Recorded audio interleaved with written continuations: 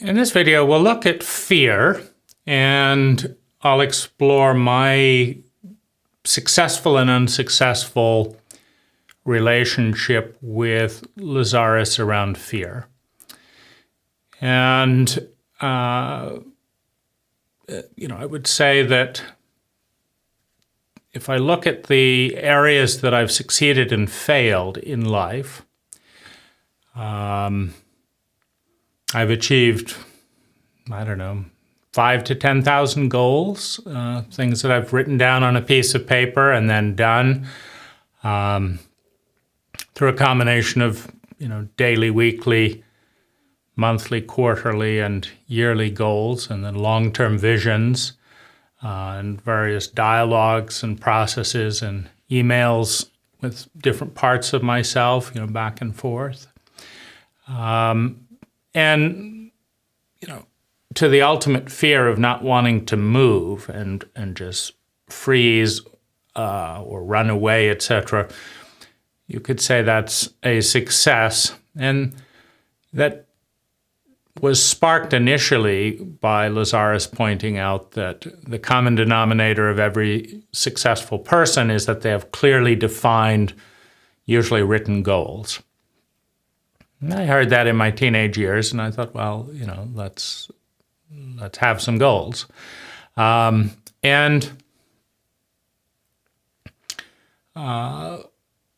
also done and responded to. There have been many times when I've felt the way that I feel right at this moment, a sense of dread, a sense of panic, a sense of grief, a sense of not knowing what all these deep feelings are, a sense of panic around that, feeling out of control, feeling spooked by some of what I see inside, then kind of what do I do with that? So that's what's going on in the moment.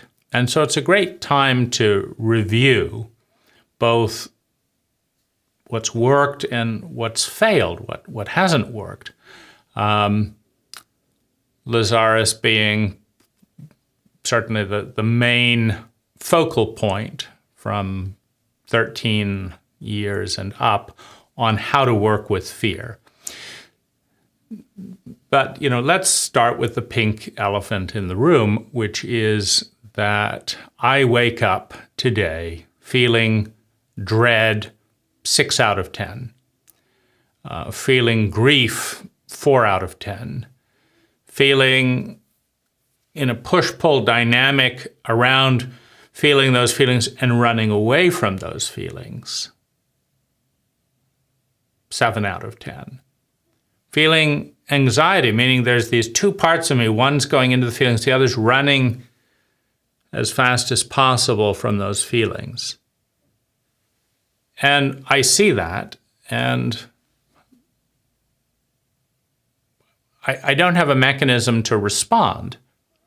That's a fleeting half-second thought. And so one of the things that happens is this dynamic rapidly overwhelms my conscious response or my capacity.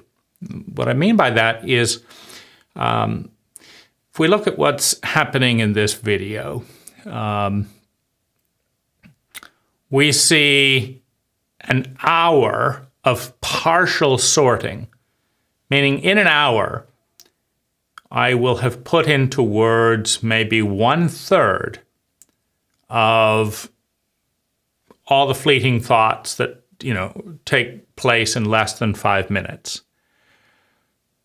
And that creates a crisis, because if every 5 minutes generates a complex pattern of energy that it takes the mind, over an hour to articulate, process, and sort out, it's going ahead. Meaning it's getting beyond what I can respond to, because it's as if I'm being given a book a minute, and then it takes me 20 hours to read them. and then, much longer then to decide what to do with each one of them. And then there's another book a minute, another book a minute, and another book a minute. And so this in and of itself produces fear, because an insecure attachment template with both parents, meaning that's when both parents are volatile and sociopathic enough, combined with a fear of intimacy enough that they're afraid of their own feelings that get evoked when bonding securely with an infant, with their child. And so the child has to be pushed away for the traumatized parent. See, traumatized people of all types that have not resolved and integrated the trauma have got to push away the triggers that lead them into the state that they don't know how to deal with. So in a traumatically illiterate culture, such as our own, it didn't matter how much marijuana, LSD, Grateful Dead concerts, or whatever else my parents might have gone to as resources to grow and evolve and, get out of the box. None of that included traumatic biological training, traumatic literature, a clear, cogent definition of what love is. And just going about having children and letting it be without the resources, mental, emotional, financial, psychological, physical, to deal with 5 children, just puts one in overload. And in a cult that doesn't deal and protect its children and doesn't deal with and respond to the overwhelm of overwhelmed, traumatized parents, all of this overwhelm, this discharge of energy gets directed at the object of stimulation, at the object of trigger, which is the infant, which is the child, which is, if you think of it, the very worst person to deal with it. Meaning, as an infant, one is completely dependent on the parental figure for money, for food, for heat, for shelter, for protection, for legal protection, for physical protection, for health protection, meaning that child, that infant, will die within a matter of hours, days, or weeks, depending on how old they are and the skill set, if the parent is not actively intervening on their behalf, actively guiding them, guarding them, protecting, paying, doing all of this stuff. And an infant knows that. And an infant, in the heat of hatred and hostility and knowing that they can't survive, puts out, frantic search. What do I have to be? Who do I have to become? What do I have to do? What do I have to say so that you will not hate me and I will not die? And the facial expressions, the tone of voice, the patterns of behavior in a parent tell an infant before language what they have to do, who they have to be. And, my parents were frightened of the emotional bond with me and would reflexively, whether it was throw me on the floor or hit me or shout at me or threaten me in such a way that I would dissociate from them, in such a way that I would shut down around them, such that I would be terrified of them and would not seek to bond emotionally in such a way that would evoke feelings that they didn't want to feel, that felt out of control to them. and that they wanted to shut down at all costs because it felt too close to that feeling of traumatized helplessness, of terror, of loneliness that was so big that they, as a child, couldn't deal with those feelings. And they still can't, because one of the functions of trauma and why people need support in that terrain is that the trauma is so big that a part of ourself dissociates when we can't respond and heal it, because we cannot function in the terror of obliteration that is going through the ego at the point where an energy so big and so unregulated is coming towards it that it threatens and or does shatter the pre-existing pattern of thinking, feeling, speaking, doing, and being that is the ego. The ego is a pattern, a self-referencing pattern. I am the one who thinks this, who feels this, who does this, who says this, who is like this. That's me. How do I know it's me? Because I do it over and over again. I talk like this, I speak like this. This is me. And a lot of this is layered templates. And in a healthy organic development process, an infant has a secure emotional attachment with the masculine and the feminine through the male persona and the female persona, or in a homosexual or whatever context, there's still the masculine-feminine polarity. Otherwise, you don't really have any relationship. You have no flow. If one person says, "Can you do this?" and the other person responds, "Can you do this?" you have no flow. It's too masculine. If one person says, "How about this?" and the other person says, "How about this?" and no one says yes, there's no flow. You have no connection without a balance of masculine and feminine energy, regardless of gender. And so if someone says, "How about it?" nothing happens unless somebody says yes.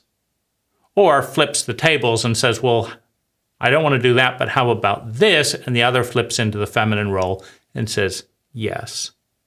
And in a chauvinistic culture, of course, you have a competition for the masculine role. I want to go here. Well, I want to go here. Well, I want to go here. And I want to go here. Nobody wants to occupy the feminine role if it's ranked as a defeat, meaning whoever gets to do it their way is the winner, rather than actually analyzing the intelligence of the masculine and the feminine expression. Because both people are more intelligent if they choose the way that will lead both of them to more well-being, regardless of whose idea it is. So if I say, "Let's go for a swim," and you say, "No, let's go to McDonald's,"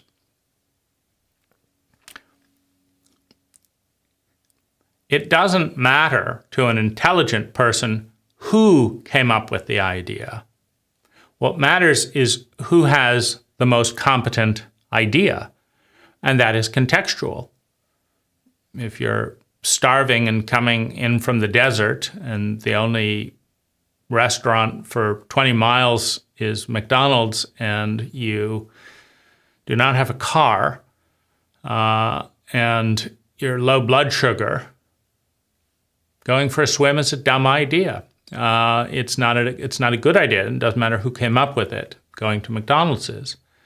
If you're obese, if you haven't got enough physical exercise, if you're feeling depressed and sluggish, and you've already had a 3-course meal an hour ago, going for a swim is probably statistically going to lead to more sustainable well-being.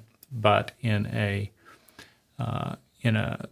chauvinistic dynamic, if someone came up with the idea of McDonald's, it's like giving up. It's like, why do I have to play the bad role? Why aren't I good enough to do it my way?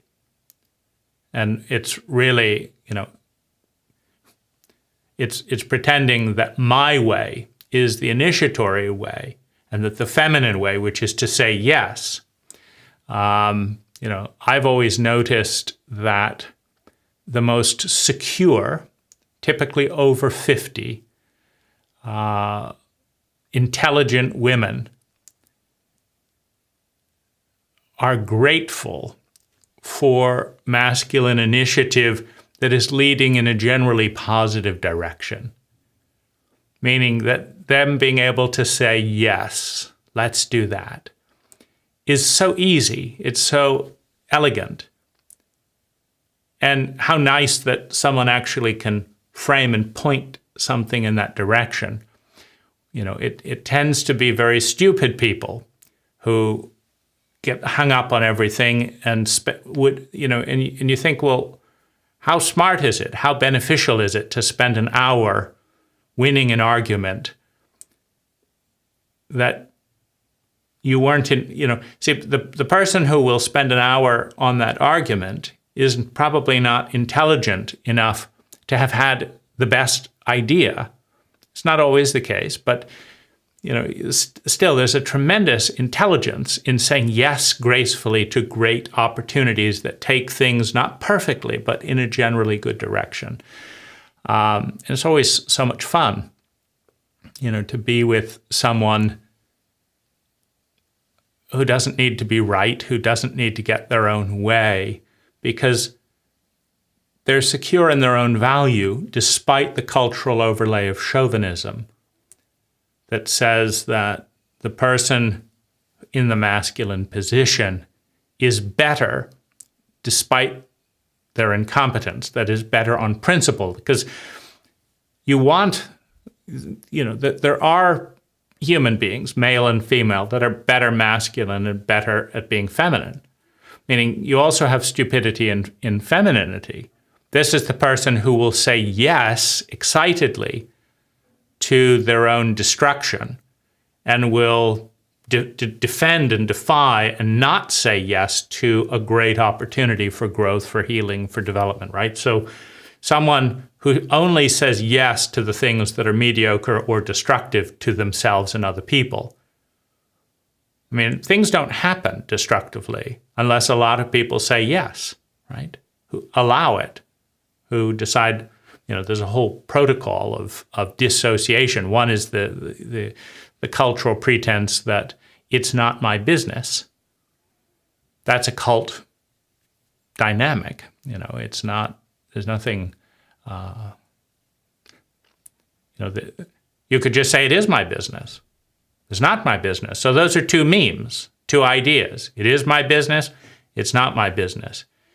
It is your business. It's not your business, right? So those are two business. This is none of your business is a very common defense against an impulse for change. It's not even, in many cases, the optimal question or the optimal dimension. Meaning, if you dropped $100 and someone picks it up and says, you dropped $100, you could say, it's none of your business. If I want to drop $100, who's going to stop me? But, of course, you appreciate that even though it's none of their business that you lost one of your personal things, they cared enough about you to actually respond.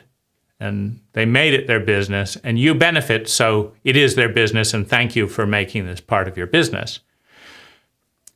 But if they're listening to an argument with your spouse, and they notice that you're missing the point, and they say, hey, what your spouse is saying is true. There may be other problems that I don't see in all that, but they did actually say that. And so the argument has to take place in a different domain. I mean, there is always something that is underlying these things that has a valid point. But if that is taboo to talk about, then what people do is they frequently try to solve the taboo subject that can't be talked about by distorting the surface subject and lying about it, and then winning at that, right? So there is something underneath, but it's not that one. That's not the best, cleanest way to get at the imbalance that you're trying to deal with. And so, that insecure attachment template, that is a template, meaning just like breathing, just like talking. My voice is capable of changing character. The voice can produce different sounds. You can see that with Jach and Lazaris channeling. Jach doesn't talk exactly like the way Lazaris talks. You can possibly at times, tell that they're the same voice producing the same word. But, you can talk in a lot of different ways. Actresses and actors learn this. But even though I'm not thinking, let's talk at this pitch, that's a template, meaning there was a time and a place when I developed that pattern of energy, of vocalizing at this pitch in this way. And I have no mechanism to going into that template and saying, I want to sound like this, another sound that my voice could easily produce, the physical box. So it's very much like a speaker in a stereo, playing certain pitches that have been preset on the graphic equalizer. And now whatever you feed through that, whatever thought you try to put into words, shows up in that pitch range. And there are certain things that are missing and certain things that are present to create this distinct signature of sound. And at some point, every infant develops an attachment template. And in a healthy, secure environment, that attachment signature is, I feel safe, I feel grateful, I feel relaxed when I am close and when I am loved and when I am present and when I honor the union, the connection between us. And so I smile at you, I give you a hug, I feel close, I feel welcome, I feel like I belong. I feel pleasure, I feel gratitude, I feel great because we're bonding securely. And part of what a secure attachment means is that when there's empathy, when there's feelings, when there is a sustainable pattern of goodwill, that is not thrown away and that is not broken, that is honored. Honoring, by Lazaris's definition, is to respond differently because that exists. That's to honor it. Meaning if there's a traffic light in the road, I'm heading right for it. If I want to honor the existence of the traffic light and honor my value of not hitting it, then I change, because the value is don't hit the traffic light as part of a subset of values that says don't cause unnecessary destruction to your car and traffic lights, out of a subset of don't go bankrupt, out of a subset of money is really useful in my well-being, out of a subset of I want to feel sustainably better, I don't want to feel chronically worse, and hitting this traffic light is taking me in the wrong direction. I want to pivot away from the traffic light. And so I honor the value and the existence of the traffic light by moving away from it, by respecting it, by seeing it and responding, and then seeing, have I turned the wheel enough to pass by the traffic light? And if I have, then I've honored that value. I feel relief. I feel good because I don't have an insurance claim. I still have a functioning car. My body's it doesn't have to go to the hospital. So all these things are checked. Those are good things in my map towards sustainable well-being. And so my template formed that I wanted to be close, but I always expected to be hit violently and suddenly when I was close. So at the very same time that I move towards what feels good in my ideal, my body tells me that I am about to be cast into helplessness, into pain, into fear, into shock, and then punished for those symptoms and sent away from the garden, sent away from the resource of meeting all of my human needs. Because when the ego dissociates, it does so at a certain age. Meaning, so if at 3 years old, my mother throws me out of my arms and says, "Get away from me, I'm sick of this," right? And I go through the shock and trauma of realizing the computational power of energy in my body that says, this is a giant who could kill me at any moment. And I don't know what it is, but my existence, the fact that I exist, has terrified this woman so much that she might kill me if I don't do something different, if I don't stop being who I am. Well, how does a child solve that equation at 3 years old? Who I am is bad.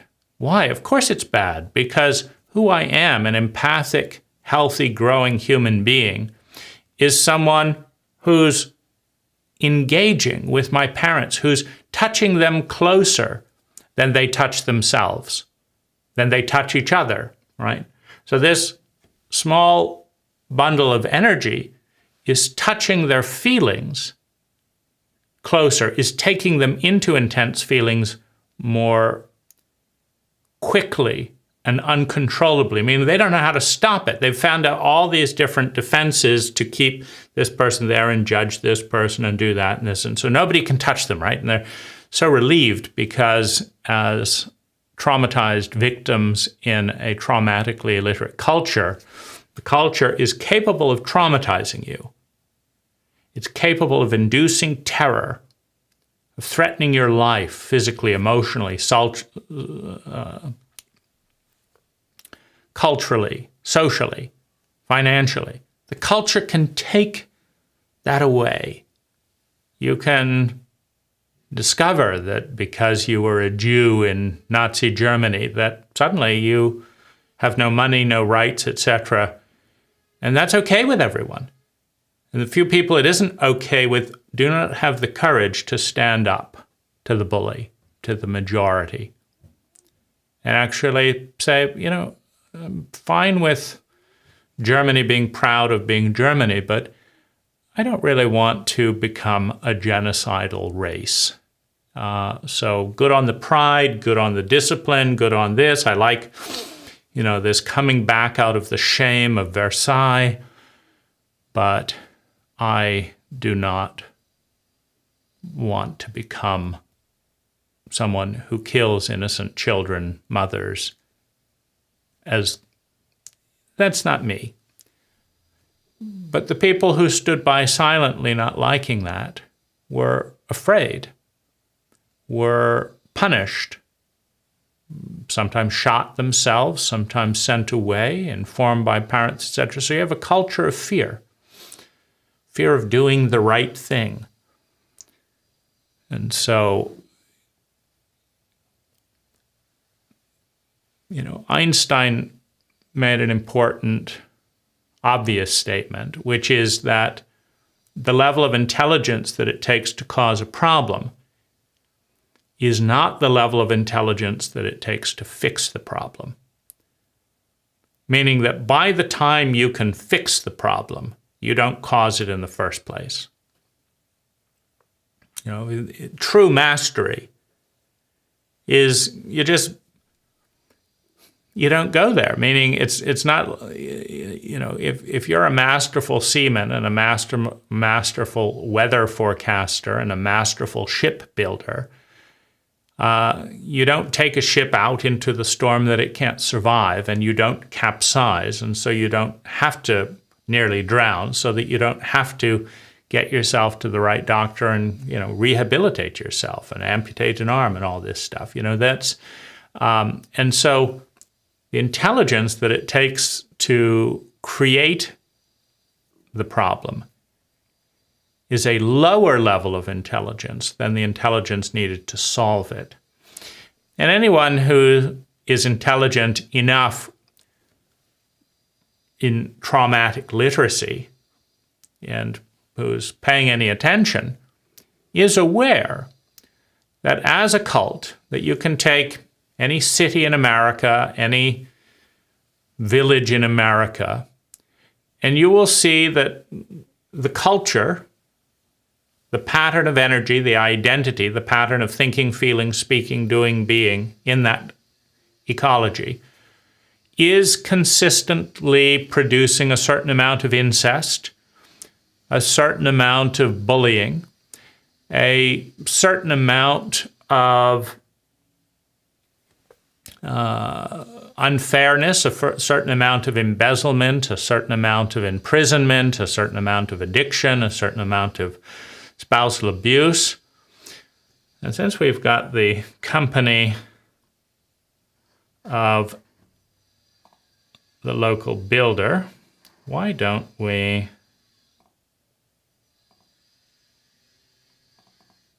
put on a little bit of white noise?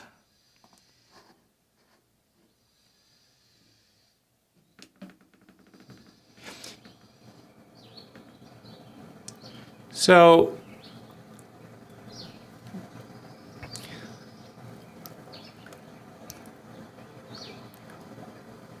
my culture produces a certain amount of construction noise, blowers, etc., that are often showing up at really awkward times. And my culture isn't intelligent enough to coordinate that, meaning that builder doesn't know that I'm in the middle of a video, and I don't know that that builder is about to start making noises, and nobody knows that I lose my train of thought if I don't complete something pretty much in one sitting. And nobody knows anything, right? That's useful in this context. The culture is intelligent enough to produce angle grinders and to produce builders and a construction economy. But it is not intelligent enough to solve the problem of that, which is the train of thought that is broken by the discoordinated activities in our midst. And so 90% of the time that sound isn't there, but there it is now, right? And I don't have the ability to preempt it. So most people do not also have the ability to turn on a big screen computer behind them to muffle out some of the sound. I do have that ability. And it wasn't an easy recipe, meaning I tried, more than a dozen things before this emerged as the best overall system. And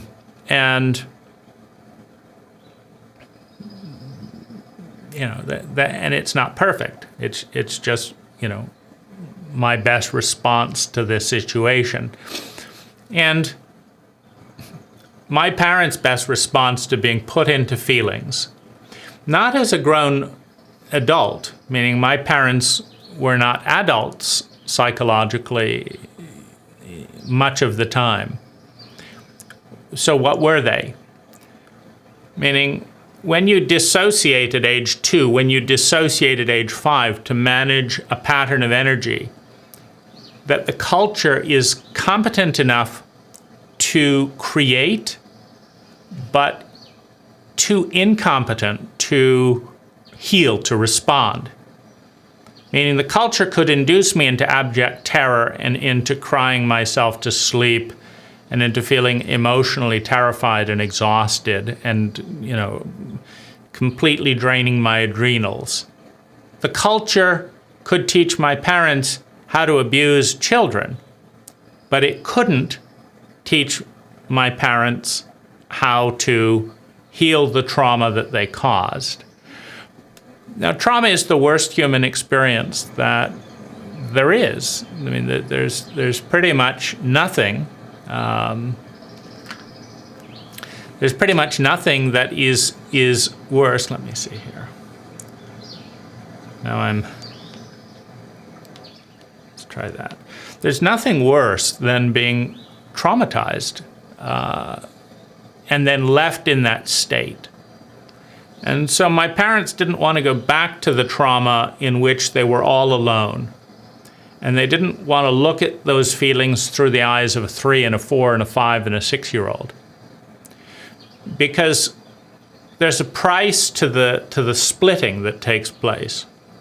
When the ego dissociates with part of itself, part of its identity and its history and its pattern, by just forgetting it, by partitioning it, it doesn't go away.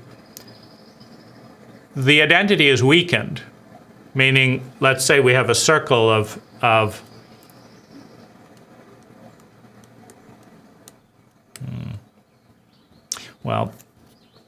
let's say we have a circle of the self, and the bit that was in that terror, that slice of the pie, is pushed off of the body, is pushed out of the identity. There's a barrier erected to not feel it's too hot. The rest of the identity may melt if it's exposed to that temperature. And so that part of the self is just partitioned, and it's asked to hold that. So it doesn't grow up. Because it's disintegrated from the growing organism, it's now separate. It's like if you prune off a major branch and try and root it somewhere else, because it's too heavy, it's going to tip the tree over. So you just cut off the branch, and well, now the tree keeps growing, but that branch may be in a frozen state. It doesn't keep growing. It may deteriorate. It may wither because it's been partitioned off. It's been cut. It's been pruned from the psyche. So, remembering, becoming that branch again, it always feels like you're 5 years old. When the trauma happened, it doesn't feel like you're now 30 and looking at it. When you remember drowning at 3 years old, you don't remember it through the eyes of a 30-year-old. You remember it through the eyes of the 3-year-old. And to the 3-year-old, it is traumatic all over again. Meaning, you look at that and you say, wow, that is incredible. I mean, that's so big, that wave, because you're so small. And most grown-ups, traumatically illiterate as we have been raised to be, do not want to go into those feelings. And so they don't. They block away all the people that could take them there, and they create addictions and distractions and all kinds of things to avoid feeling helpless, alone, terrified, traumatized, and overwhelmed. That's a pretty bad feeling. If you don't want to feel bad and you want to feel better, that's about as bad as it gets. And to be on the edge, the helpless edge of possible or probable destruction, mentally, financially, socially, physically, emotionally, those are the patterns that trauma can interrupt and shatter and speak in a language that basically says, I'm bigger than you. You can't do anything about it. I don't care about you. Your patterns are irrelevant. And that is, to the ego, the identity. That's me, right? Because the ego is the one that identifies with the pattern and says, this is me. I think this. That's me, that thought. And the witness is the one that transcends the ego, that dissociates. The witness is the one that watches the ego identify with the pattern that it also watches, which means the witness is bigger than the ego, and it is bigger than the pattern that the ego has identified with. And so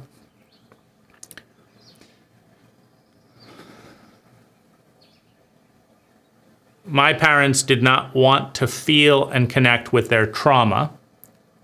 An infant wants to bond with the whole parent, to merge with the parent, to connect and understand the parent, to see the parent, to feel the parent as their doorway into seeing and feeling the world, the masculine and feminine expression of all that is. But a traumatized parent in a regressed state doesn't want to be seen, doesn't want to be felt, doesn't want to be loved, doesn't want to be touched. They want to get away from the feeling they don't know how to deal with. And the best way of doing that is to transfer the feeling to the infant at a level that the infant is then terrified of connecting, won't do it. And so my parents both succeeded at letting my body know that at any moment of trying to be close, they could shatter my pattern, then punish me for the fear and grief of having a shattered identity, and then send me alone and away in terror and loneliness for the crime of trying to get close to another human being, to see another human being, for the crime of existing as a fully present masculine-feminine synergy. My parents would traumatize me unless I played a cartoon character that didn't threaten them. And so I learned a few things. My body learned that authentic connection, authentic spontaneous connection, often results in shock, life-threatening violence, rage, terror, shame for the symptoms of that, and then loneliness for the symptoms of that. So if I was spontaneously loving and connecting with the giants that happened to be my parents, there was a very good chance that my spontaneous affection, that my need, that my insecurity, that my desire to be close, which was accentuated by the chronic distance, meaning a child needs survival, security, love, and belonging. And they go hand in hand. If you don't have love and belonging, the odds of you surviving go down dramatically, because it takes energy to raise a child. And why are you going to do it if there's no sense of love and belonging? So the desperation that I felt was met with punishment, was met with brutality, was met with physical violence, with psychological abuse tactics. And the reason I felt that desperation was the chronic dissociation, the chronic sociopathic behavior. You know, the toying with innocence. You know, my father might drag me around the house in a sack and then check in to see how I was doing. Did you like that? Shall I drag you around in a sack again? You see, in a state of isolation, my parents were good environmentalists, and so they had to be away from the city.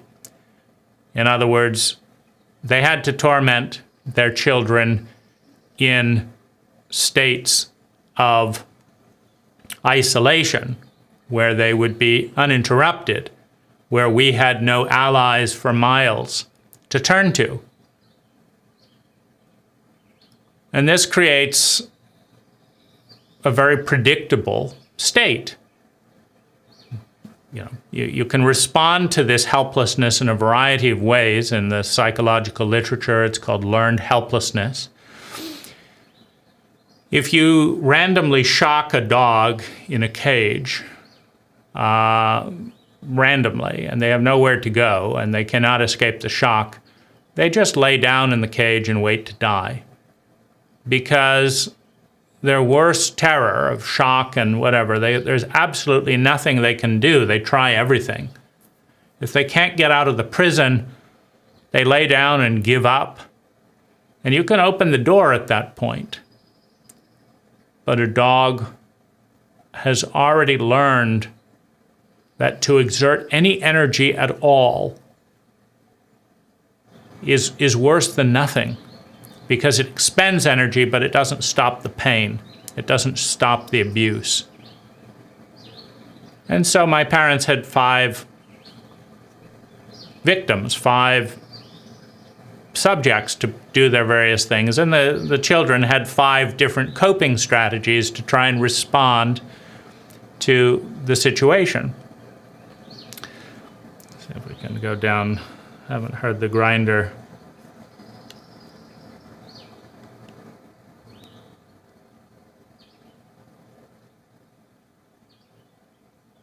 Now, as a bit of meta, all of this is going in the wrong direction according to Lazaris, right? Because I'm talking about the past. But as Lazaris will say, the past has lost its grip. It's the future that now creates the present, right? At one time, it might have been the past, but the past doesn't exist anymore. So if we just look into this meta bubble here, so this is just a little bubble of asides and stuff here, because in this anxiety and this panic that is in my body, that is waiting to be hit for the crime of getting close, that has the risk of being hit for the crime of getting close. My body is expecting to die, expecting all kinds of things to happen. I don't want to be in my body when I get close to somebody, so that when the violence comes, that I will feel that violence all over again. So I have the impulse to close my eyes. I tense up my muscles. I go into an incredibly rigid state psychologically, physiologically, emotionally, mentally. And to try and get through it, I have to focus on one thing. And if you try and connect with another human being from that position, it's going to be awkward. Meaning what the other person sees in the body language and all that is all this tension and anxiety and expecting to be hit, which is how I feel. But that doesn't create flow. If I'm saying, would you like to go out on a date, or whatever it is that I'm saying, that doesn't lead to flow. What it's saying is, I'm so terrified of you hitting me that I'd feel so much better if you would just go away, but I'm asking you to get close, right? And so a lot of what people reject in a traumatically illiterate culture, meaning because in a traumatically literate culture, you might say, it looks like you're in flight there. Looks like as you come near me, you're in flight. Why don't we do a traumatic protocol together and see what I'm reminding you of, what your body is seeing as its potential death next to me, who you've never met. This could be exciting, right? That would have to require a certain amount of intelligence and a certain amount of empathy, which is a high level of intelligence. Meaning sociopathic or the reptilian brain is the base level of intelligence. Then you move through the limbic and the rational brain into the empathic brain. Empathy is a very high state of intelligence. But when it is mingled with incompetence, in a reflection of the chauvinism, meaning in our cult, it would never occur to us to spend a single hour in high school learning the science of empathy or the biological base for reptilian or sociopathic behavior or traumatic literacy or how to respond to trauma. Now,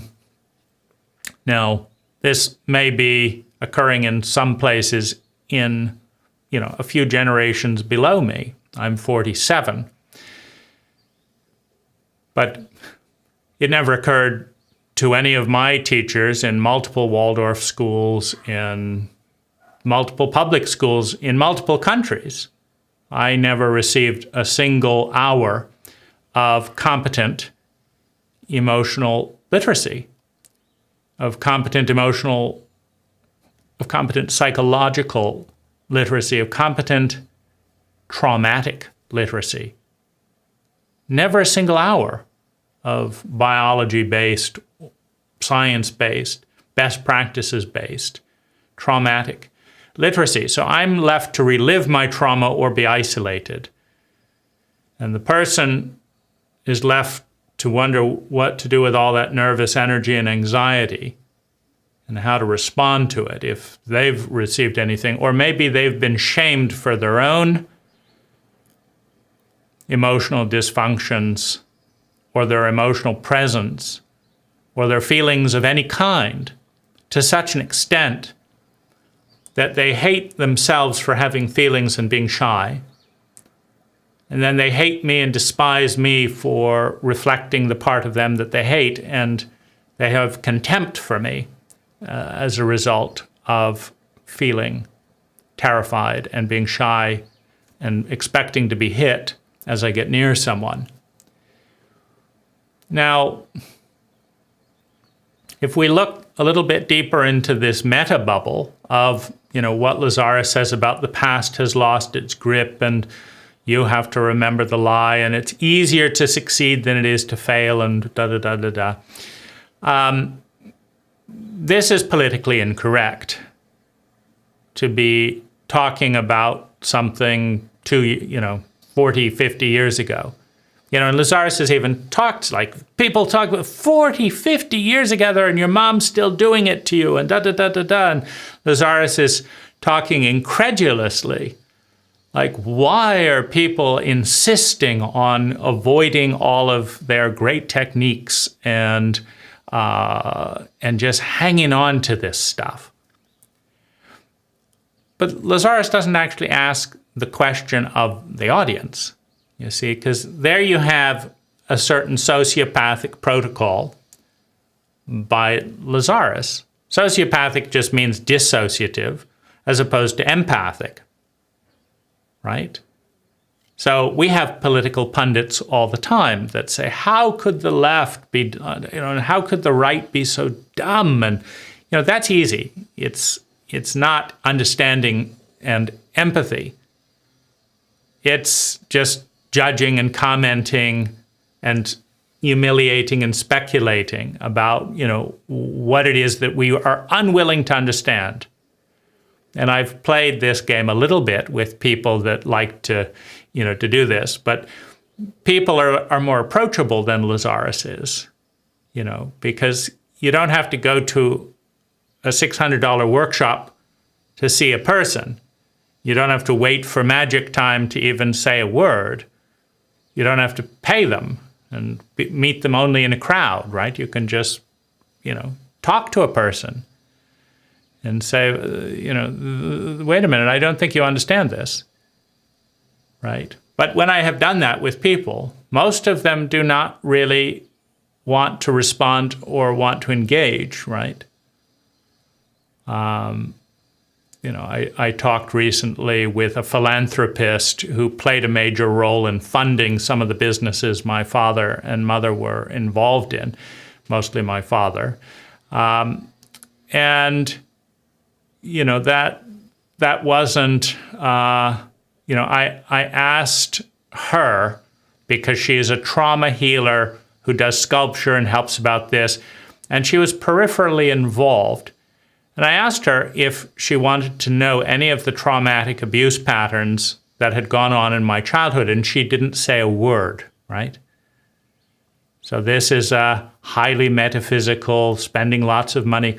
And so this is very normal. You know, the quote, New Age liberal crowd can't stand dealing with their own shadow in many ways, because she was trying to enlist me to join a petition to protest abuses in other areas of the world.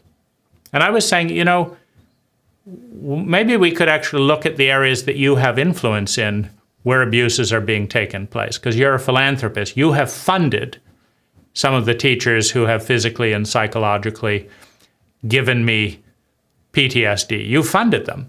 How about we look at that, right? Dead silence. So then I point out, how about we look at the fact that the one thing you don't want to talk about is the area of traumatic abuse where you actually have an influence, that you'd like, you know, to fix other people's problems that, you know, you don't have any influence on. But how about we look at that? She didn't want to look at that. So I talked about it anyway.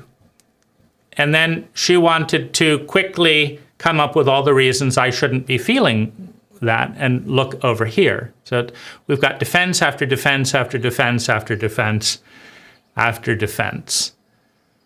Now, please don't think that this is unique to her or my parents. If you try to bring up anything to concept synergy, you will find that they are more defensive in more ways than most people and businesses that I've encountered, certainly not less.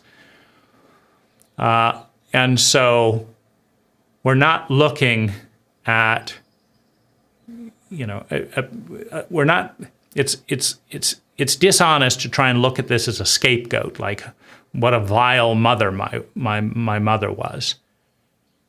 Well, she was a vile mother in a culture that raises vile mothers and raised her by a vile mother. I mean, whatever the pattern that is vile, it was bigger in her generation than it was in mine. Whatever the cruelty my father passed on, he was given more cruelty than he gave me. So he was given 100 units of cruelty by his mother and father, including a World War II veteran coming out of the war with PTSD who got no support in a psychologically and emotionally illiterate culture that would shame him for having feelings. And that was all given to my father. And my father healed and worked with maybe half of that and then gave the other half to me.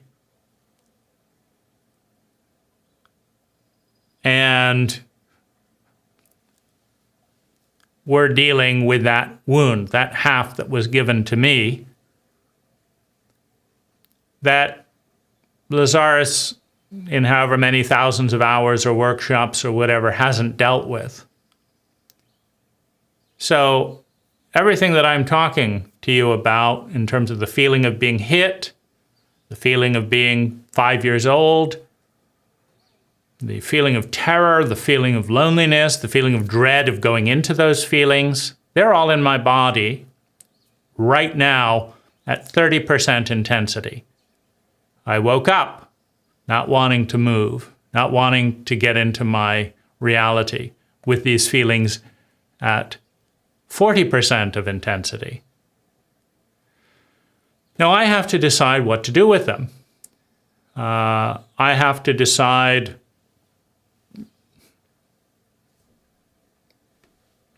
what do I do? I can go into one of my addictions, and I also have to know, is it an addiction or not? Because compulsive behavior is addictive, which means anything can be addictive. You can write addictively. You can make videos addictively. You can watch porn compulsively. You can eat compulsively. You can exercise compulsively, meaning you can do anything, you can think anything with the primary intention of, I want to create a loud, distracting energy a repetitive pattern that I can use to focus on, that's strong enough to distract me from that horrible feeling that I don't know how to deal with, that horrible memory I don't know how to deal with. Now, if I knew how to deal with it, I would do it, and it wouldn't be here. You know, this is a suicidal level of chronic fear, pain, and loneliness, where because the body is wired, that to be close is the precursor for being hit, the precursor for being humiliated, the precursor of abandonment.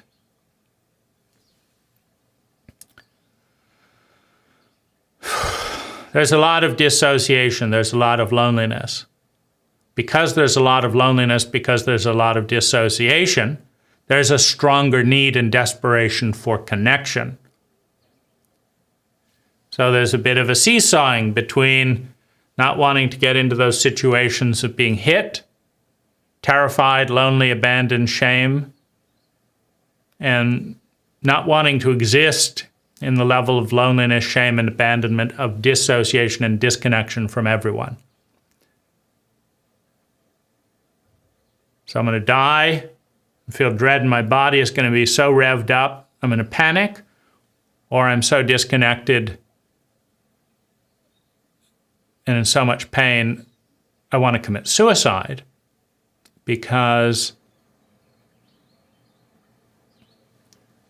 nobody understands. Nobody wants to see this. Nobody wants to feel this. Nobody seems to have the competency of empathy. And when I try and bring that up, I am instead rejected, right? So I'm talking about Gertrude Goodwin at the moment at the Hoathly Hill community where I grew up, which is a anthroposophical offshoot of Waldorf education. And it turns out that if you teach a lot of traumatized, emotionally illiterate people how to be Waldorf teachers and how to be Waldorf parents and send their kids to these protocols of Rudolf Steiner, that it has no impact on the traumatic abuse cycle. It might make the parents feel more guilty and then more ashamed of being seen as they recognize their own abusive tendencies with a lot of words with love. But that just means that the kid's speaking about it, you know. So someone who isn't filled with spiritual criticism and dogma, who abuses a child, will just say, yeah, it's life, deal with it. But someone who's told that they ought to be loving the child in every way and blah, blah, blah, blah, blah, but they haven't actually been given the techniques to deal with it, when they abuse the children in the same way, they feel horrified, like they're a failure as a human being and they can collapse. Now the child has a collapsed adult who needs comforting. Or they can push the child away, get away from me, you made me do this. Now the child is abandoned and carrying the shame like I'm unlovable. Or the abuser blames the child so that they won't be blamed, right? And that's where you have my French teacher who slammed, a hardwood desk on my fingers, telling me to put my fingers in there and slamming it down. She then blamed me for not removing my hands. But of course, she wasn't growing up in an isolated house where you had to make friends with the abuser that would drag you around in a sack and pretend that you liked it because that was the only thing on the menu. You didn't want to be crying yourself to sleep in an empty room. It was being dragged around in a sack and pretending like that was great fun. So that Dad could amuse himself and feel a little better so that he wouldn't hit you, right? If you know that language from the age of 1,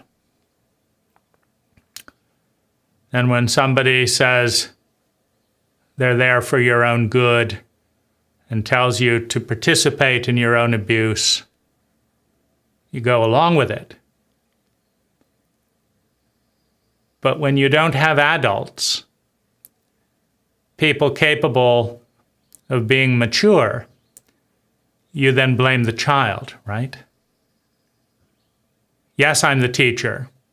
Yes, I told Dane to do that. But it's his fault. He should have disobeyed me and avoided the punishment after being trained repeatedly since infancy that to avoid the punishment meant complete banishment and isolation, which was worse or meant more pain. So if you train a child that that's the way the world is, that those are the choices, and you're terrified of loneliness because you've been lonely ever since you first tried to connect with a human being, well,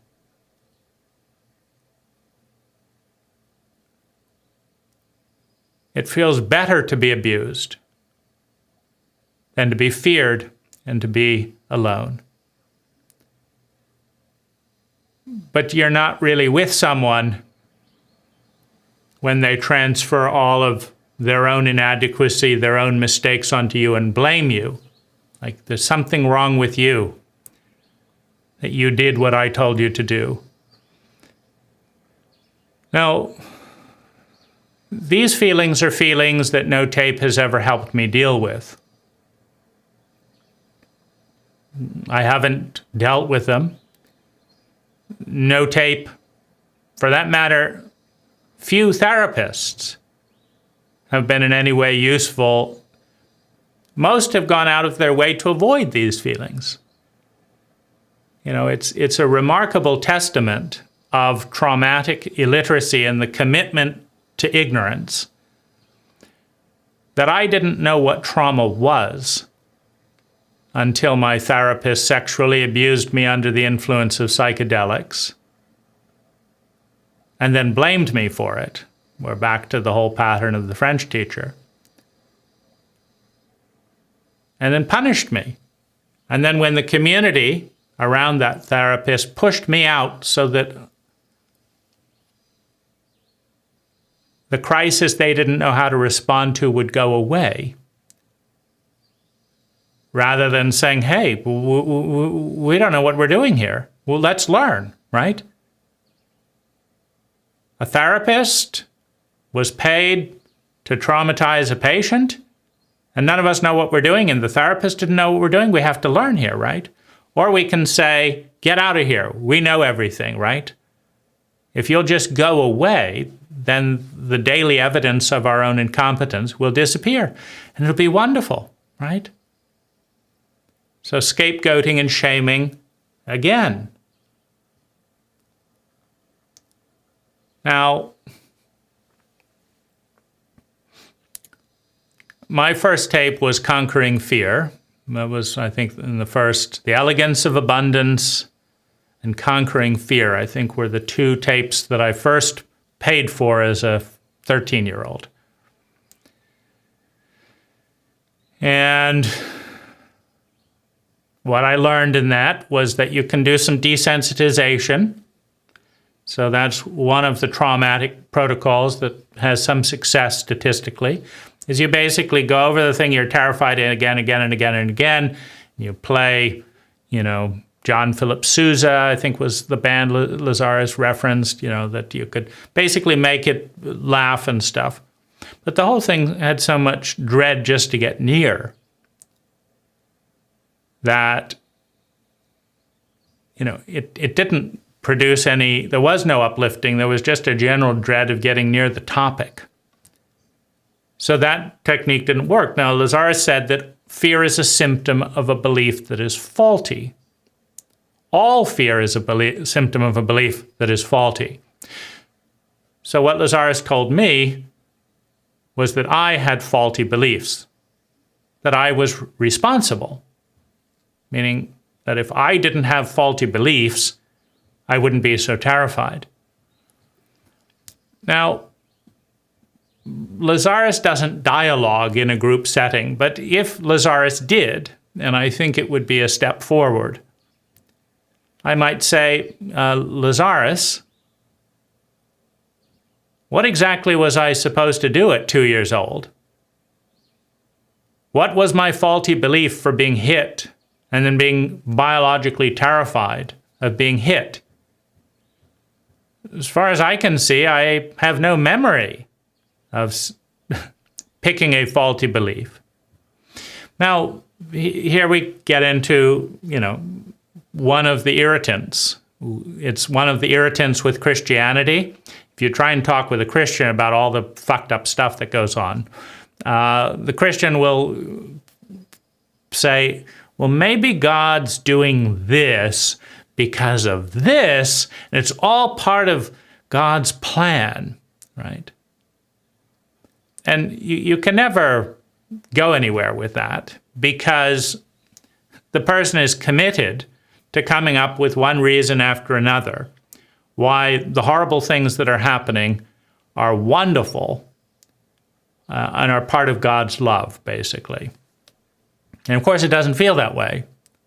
It feels like your friend would rather make up hypothetical narratives about some old guy who could actually come down and talk to you, but doesn't feel like it, right?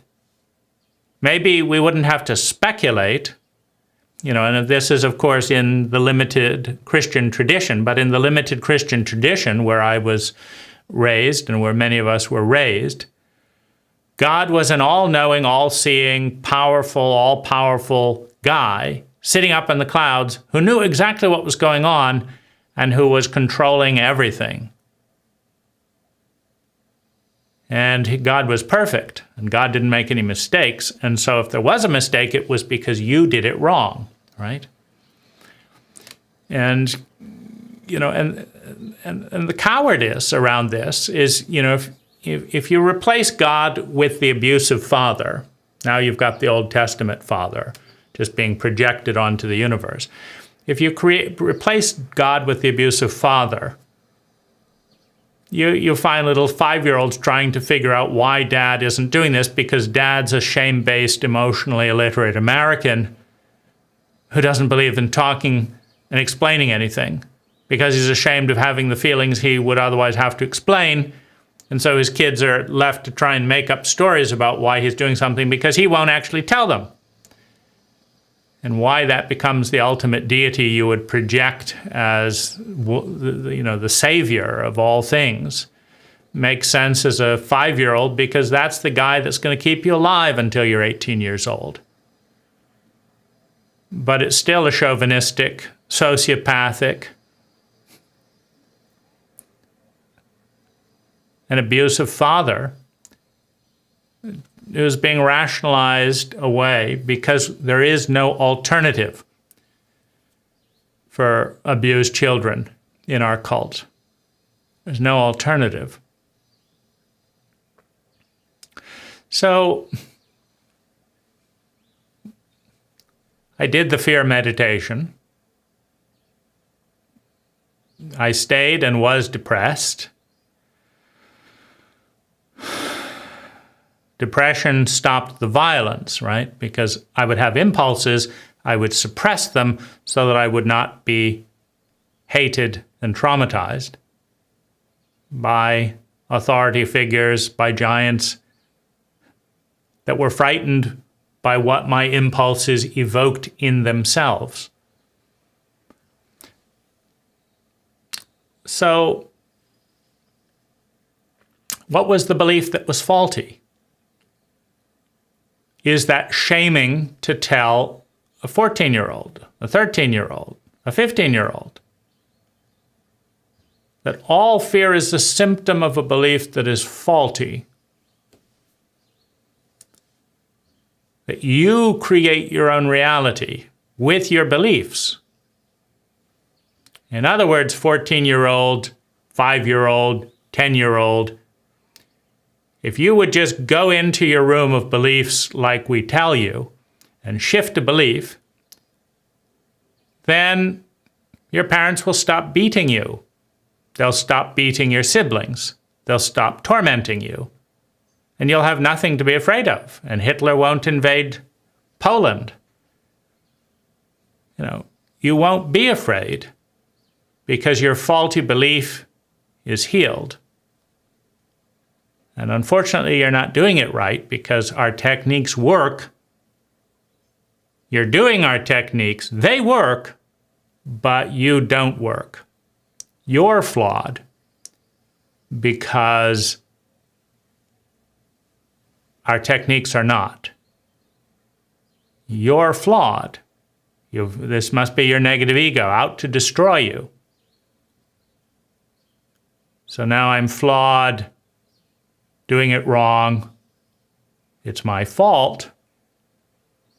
And I've got a negative ego that's out to destroy me. And it's not my parents' abuse. It's not my teachers. It's not the sociopathic elements in my community. It's not the bullying. It's not the psychological abandonment games.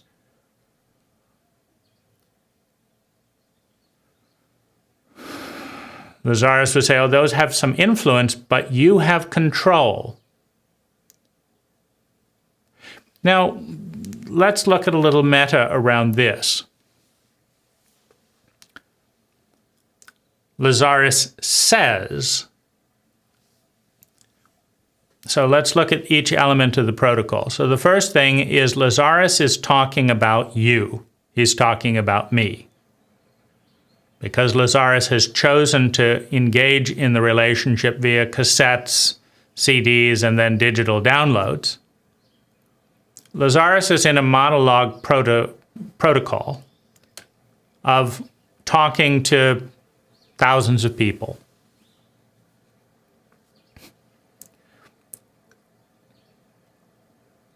Lazaris isn't in a dialogue.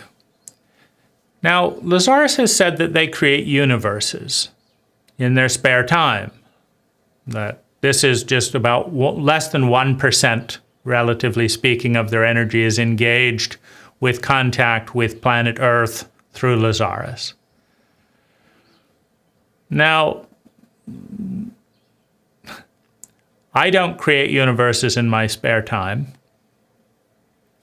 yet I can walk over to somebody's house and actually listen to what they have to say. I can invite them and I can say, I've got 3 hours here and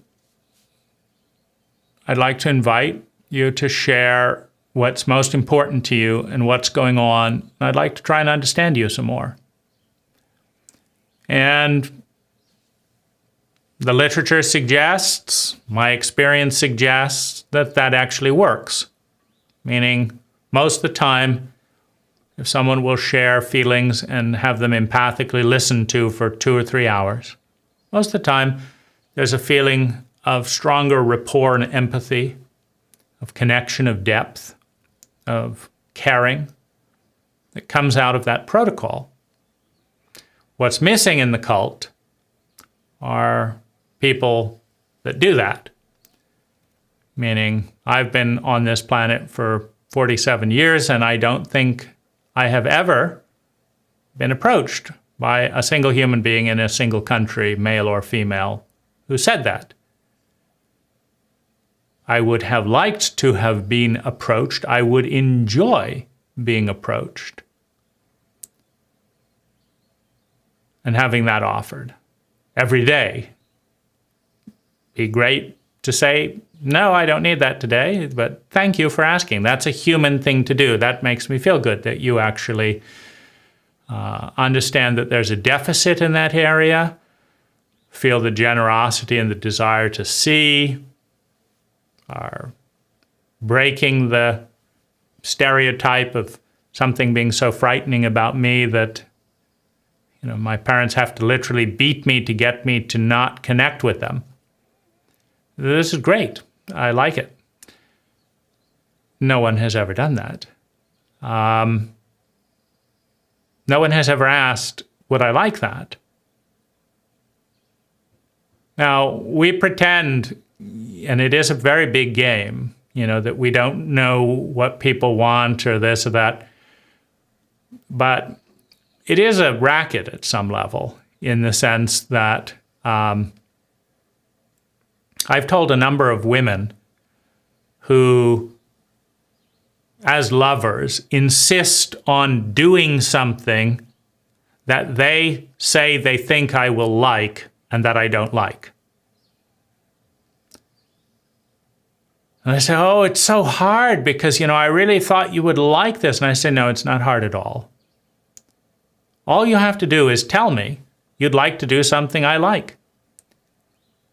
And since you haven't asked the questions to see me clearly enough to have any clue what I would like, you're just remembering what other boyfriends liked or whatever, I will tell you exactly what I like. And then you have the freedom to do it or not do it. But let's get out of this, BS that it's so hard to give me what I want or whatever. You've never asked. You don't do what I want. When I say this is what I want, you often argue. And all you have to do is say, Dane, what can I do right now to love and support you? And I will come up with something that will make me feel a lot better. Now, a few do it, right? What can I do to love and support you? Hold my neck right now. Let me breathe 3 times so that I can get the fear out of my body.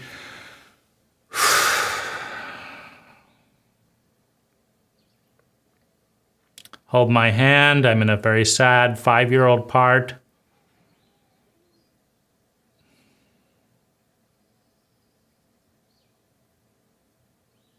And my 5-year-old part doesn't like to go into this place, knowing that most people have patronized and punished him. And so I've dissociated from the pain of that by getting out of that place. But it's not hard. It's not hard to go into a place that needs love and healing and to choreograph or ask or invite someone to do it efficiently. Now, 90% of the time, people refuse to ask. So that's odd if they really want to be loving and supporting. And then if you tell them, they don't want to actually do it. And then they don't ask again, right? They want to do what they want to do because they want to do it, and they want it that they want to do to have a good impact. And if it doesn't have a good impact, they still want to do it, but they want to complain that what they're doing should have a good impact. Well, that's not a lot of fun to be around. And I created a little bit of a filter for that, which is this. After so many people saying, oh, I didn't know, and not asking, I thought, well, let's actually write down all the things that nobody knows. And everyone complains that they don't know, and blah, blah, blah. And let's tell them this. And rather than play the, oh, I didn't know game, here, read this book, and you tell me the best way to connect based, or if there is a way to connect. And what's more, if you would do me the kindness, tell me who you are in these areas, or write a book of your own, and I would love to read it. Because it's boring going round and round, I didn't know that, and I'm not going to ask it, and I'm not going to ask it, and I'm not going to ask it, and I didn't know it, and I'm not going to ask it, and I didn't know it, and I'm not going to ask it. And oh, isn't it tragic that all these misunderstandings lead to all this suffering? I guess it wasn't meant to be, say the more cynically spiritual people who can't be bothered to read a book or understand things, but complain that they don't know the things they don't understand. That's maddening in and of itself, because, it takes a couple of months to write a book that covers this stuff so that someone who actually wanted to know these things would have a chance to know them.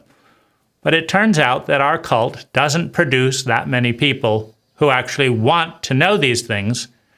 It produces lots of people who want to complain that they can't know these things, and they don't know these things, and it would be so nice if they did know these things, but who won't actually take the easiest step imaginable to know these things. And this would be fine if it was just, a minority of absurdity. But this is actually, 97% or more of the population, right? It's tough to find the black swan. I have found, I don't know, 3 people that really wanted to read this book and loved it and did good things with it and said it was really helpful. But those are the people that actually had the intelligence to want to understand the person they were dating. And that is not a majority of human beings. I mean, and I would bitch about women, except that I have zero confidence that men would be much better. Although it is interesting that when I built a website for an ex-Lazaris friend and an ex-lover, to help her get good dates, the men were actually very interested in understanding her and connecting with her, etc., in the way that I built that website for her. And she had tons of dates. And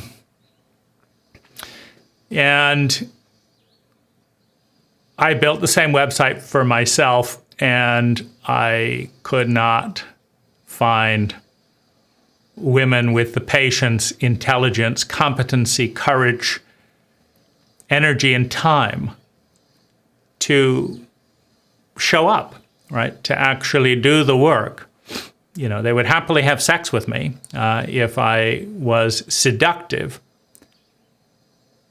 But it's so disappointing to begin a relationship that has biological bonding, that has attachment, that brings about the biology of attachment and emotional attachment, living in that biology, with someone who you're then disappointed with because they're not the projection that you thought they would be based on your own fantasies rather than your own observations and research, right? And so this book was trying to break that habit. All the women who happily had sex with me, but then said they were surprised, they didn't know this, and if only I had told them, and if only it's all my fault, of course, because they never asked and they didn't pay attention and So here's the answer. Here, I'll tell you it all. Well, I don't want to read it, right? So all these people that want to have sex as long as it's not very conscious do not want to have sex if they have to actually take some responsibility for seeing and responding. That's ridiculous. That leaves me feeling alone. You want to blame me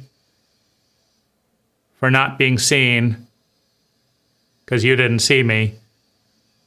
And then you want to reject me because I want to be seen and I have the skill to do it.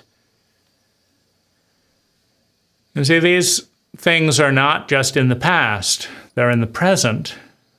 When I talked with Gertrude, I said maybe there's something we could do for the current children that are in your community.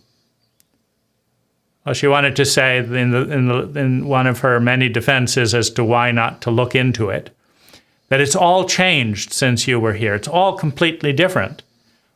And I said, well, that's interesting, Gertrude, because so far, as one of the more articulate people that you know who has an interest in this, which most don't, You have so far ignored my comment to go into any of your own feelings. You ignored that one. You've ignored my invitation to understand and hear my trauma.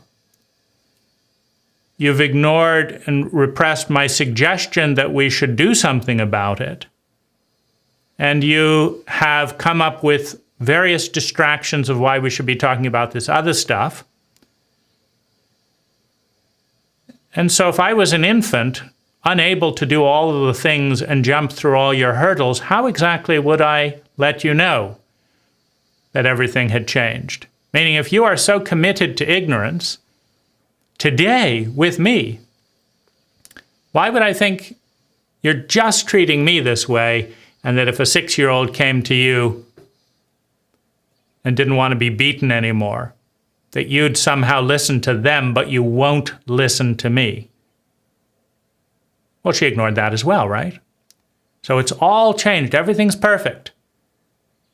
Except I will do everything imaginable to deny what is actually going on, what did go on, and what I could do about it. But your kids are safe with me, right? Bullshit, right? So she doesn't want to talk to me anymore because I said to her exactly what I'm saying here, which would be fine if it's just Gertrude, if it's just Manning, if it's just my parents, if it's just my siblings, if it's just this company and this company. But what do you do when it's the same thing with concept synergy? Yeah, we don't want to look at our abuse patterns. We don't want to respond. We don't want to acknowledge that they're happening. We want to blame other people for them. What if your Lazaris lover friend of 20 years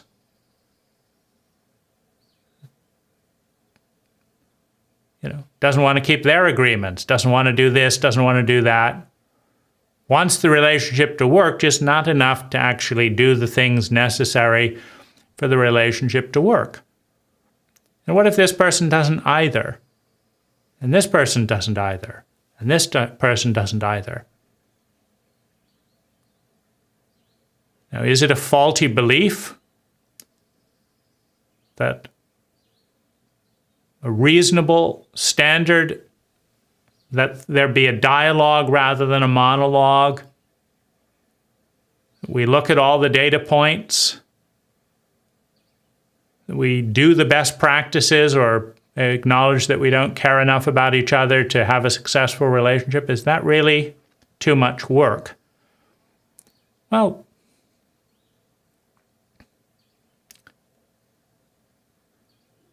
apparently Lazaris is too much work as well. She's an ex-Lazaris friend after 30 years.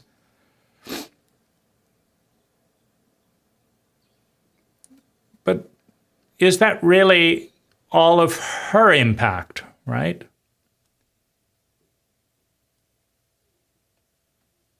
Is it all her? Or might Lazaris have something to do with that? Meaning, if someone does 30 years of work with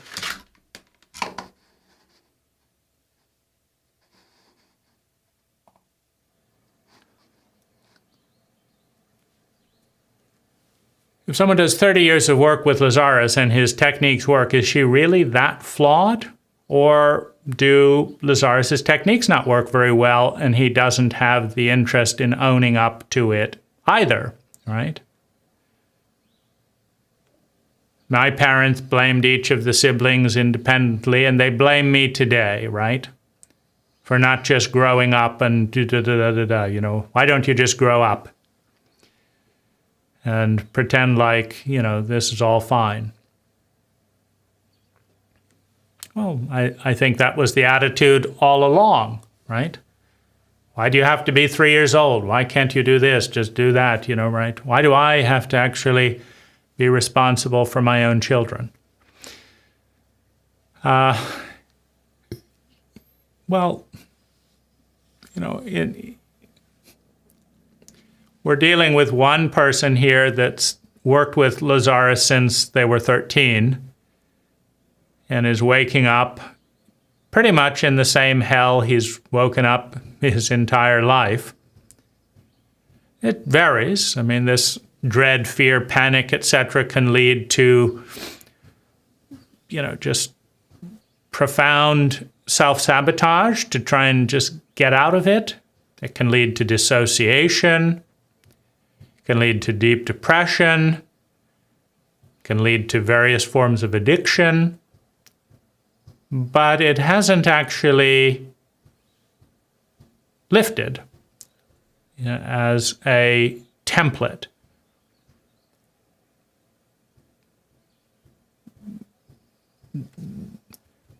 This is why I've wanted to die consciously to varying degrees since the age of 14.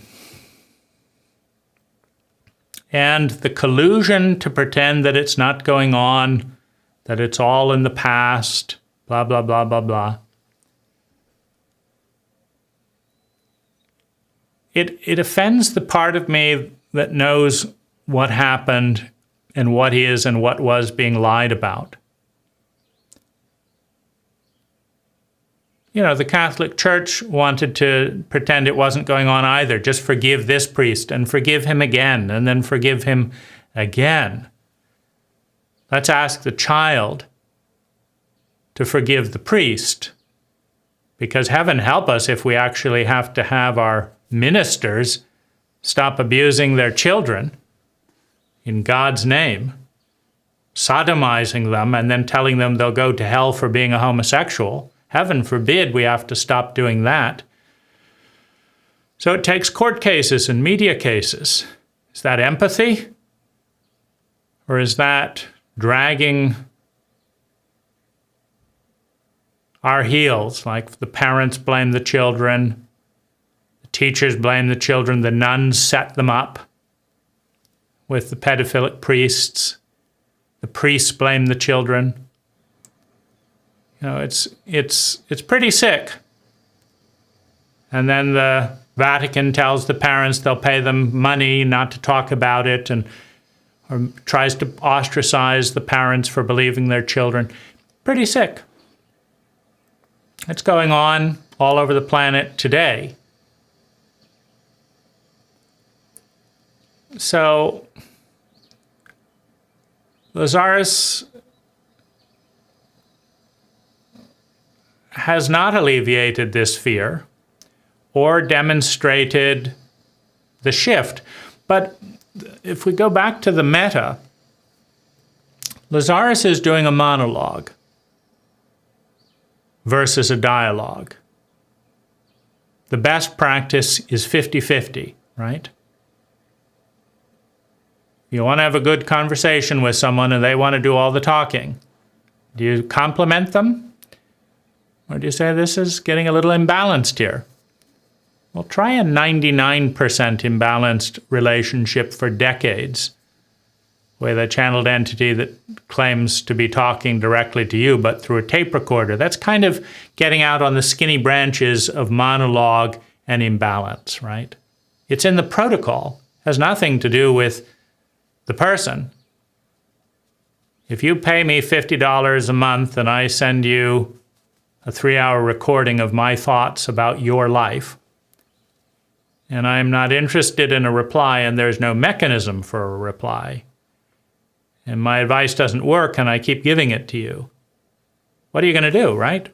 And that is what a majority of people have done with Lazaris, meaning, let's say Lazaris has touched 1 million people over the course of, since he did some TV interviews, he's obviously touched, let's say, 10 million people over the course of the channeling. Let's just throw that out. Now, it'd be nice, of course, if Lazaris and Concept Synergy published these data points so that they weren't speculation, but that would require an interest in transparency and a response, meaning you can try writing to Concept Synergy and asking any list of useful questions, And, what's the reply? I was advised by long-term Lazaris friends not to get into it with concept synergy because it doesn't work out. Meaning nothing good comes of questioning or contacting concept synergy, were the veterans' suggestions. And, whether through my faulty belief or concept synergy's faulty business practices, nothing has come of it, in terms of trying to dialogue about anything at all or make any suggestions, etc. That's why I'm talking to a camera rather than to a human being about things that are important to me that are not available for a healthy dialogue. By Lazaris, by Jach, by anyone at Concept Synergy, and for the most part at Lazaris friends, because when you believe in a dogma, and I say a dogma because it doesn't necessarily have to reference the feedback in your life. Meaning, like if I believe that the fear techniques really work well, except that I'm working really hard not to work with them, but I can find other techniques that work well over here and over here.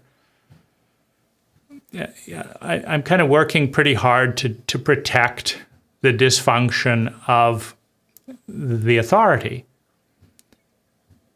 Right? If you believe human nature is basically good, and you give someone a resource for 30 years and they're worse off, there's something wrong there. Now you can say it's human nature. Human nature just messed up. It'll ruin everything, even Lazaris. Or you can say that the culture is wrong. The culture ruins the brain circuitry, wires things up bad, and then even, Lazaris can't get through. But who makes the culture? People do. The culture makes the people, but the people make the culture. So it's or you can say Lazaris's techniques are not very effective. So if I'm trying to do a fear technique and my dread goes up,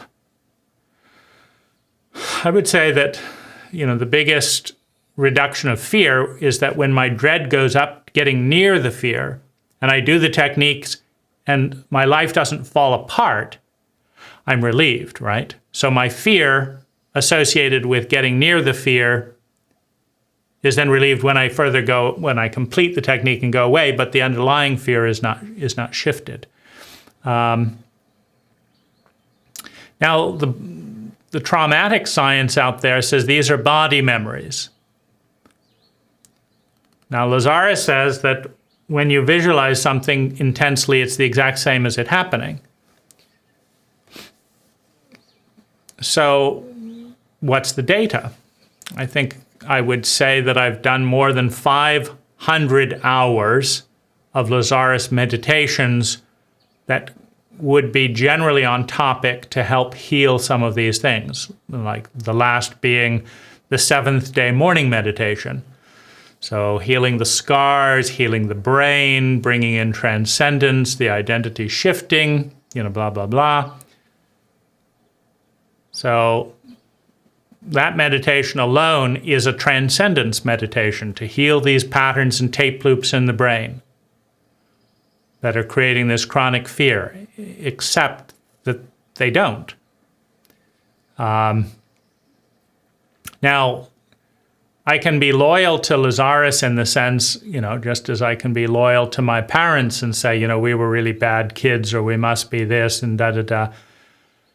But I think it's more honest to just say, Lazaris, your first mistake is monologue 99% of the time. Your second mistake is, there's a problem with email communication. There's also a problem when you don't get active feedback with the people you're talking to. Just sending tapes out to people isn't, if you want to be friends and you're really a we, just have more channels and have, maybe 5 friends each. You say you can only have about 3 intimate friends at a time. If you want to be someone's closest friend and all that, just form more channels. Ask for volunteers and see who's willing to be a channel, right? If you can create universes, you can probably pull that off if you're interested. And if you're not, right? See, if you want to have sex with a sexual abuse survivor, rape victim, traumatized, demonstrating bipolar symptoms, and you don't really want to deal with their feelings, don't have sex with them. Because they're going to have to deal with their feelings, and they've been born in a cult which hasn't helped them to deal with their feelings, that has shamed them for having feelings, which means they have more feelings. If you don't want to deal with any of that, then have the decency not to get in the relationship. And so I'd say the same to Lazaris. If you don't want to talk and actually see what's going on for the people in your life that you want to relate to, that you want to claim love to, because that's a pretty high word. For many of us, myself included, Lazaris is the only person saying I love you in our lives for large stretches of time. But Lazaris isn't stopping there. Lazaris is saying we love you more than you can imagine, more than you know. Now that again, to me, is a little grandiose if it skips the stages of knowing, right? I was watching Eternal Love, which is a wonderful window into Chinese mythology, which is a great insight into cult and culture. Hiwa is passionately in love with, I think, Qing Qing, Qing Qing, whatever. And, wanting to make love with her. And she's saying, my parents have said that after a long, passionate, loving marriage, that, husband and wife stop feeling that passion as much and just are like relatives. Why don't we just skip the whole falling in love thing and just be like relatives on the other side? In other words, let's just go through that. Rather than go into your negative feelings and then work through them to the other side, let's just deny the feelings and just go straight to the other side and not talk about any more negative things. A bypass, in other words, of a process. And I don't think you can love someone more than they can imagine until you love them the way they imagine. Right? And Lazaris has never asked, Dear Dane, how would you like us to love you? We're interested, right? That letter has never arrived. The protocol of telling people what they know and what they feel, right? Lazaris does this constantly in the tapes. You know that, he says, when I've never thought about it in my life, right? Yes, you do. It's like, I guess I knew that. But why? Because I remember it? Because I'd thought about it before? Because somebody told it to me and I learned it? Or just because a channeled entity on a tape tells me that I knew it, right? Is that a healthy protocol? If you test it, meaning do a double-blind experiment, tell 100 people what they know, and then ask another 100 people about their life and what they know, and then see which is more accurate, right? If the people that tell you what they know and then you say, you know that, they're all going to agree with you. If you say to someone, do you know this? And they say, yes, I know this. Or you say, what do you know? And they say, I know that my house is red. Then you say, do you know your house is red? They will say, yes, I do. Then you can say, you know that. You know your house is red, and they will agree with you. But if you don't ask, if you skip that step, and you tell people, you know this, you know this, you know this, and they've never thought of it in their entire life. Is it brainwashing? What is it? It's not into me you see, it's not intimacy. It's dictation. It's monologue. It's projection. But it's not as accurate. I mean, given the way Lazaris talks often about esoteric things that there's no fact. I mean, what do I mean? Lazaris says, you chose this lifetime. So who's he talking about, right? So when Lazaris tells you, you chose this lifetime, who's he talking about? Who's he talking to? Is he talking to you?